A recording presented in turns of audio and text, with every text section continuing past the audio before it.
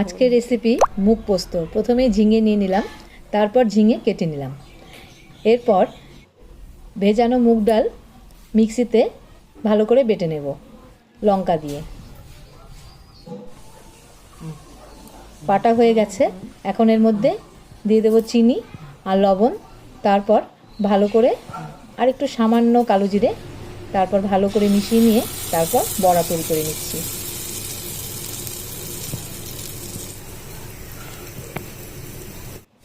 বড়াগুলো খুব ভালো করে তৈরি করে নেবার পর এরপর নিয়ে নেব পোস্ত বাটা। পোস্ত লঙ্কা দিয়ে বেটে নিলাম। তারপর একটি গ্যাসে কড়াই চাপিয়ে তার মধ্যে দিয়ে দিলাম সর্ষের তেল, তারপর কালো জিরে আর শুকনো লঙ্কা, তারপর ঝিঙে দিয়ে দিলাম। ঝিঙে দিয়ে খুব ভালোভাবে নেড়ে চেড়ে দিয়ে দেব হলুদ আর লবণ দিয়ে ঢাকা দিয়ে দেব। তারপর এবার ঢাকাটা তুলে নিচ্ছি।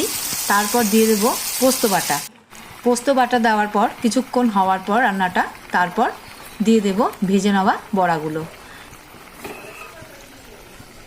দেওয়ার পর আবার একটু ঢেকে দেব, কিছুক্ষণ রান্না হতে দেব। ব্যাস 5 মিনিট রান্না করলেই তৈরি হয়ে গেল মুগ পোস্ত।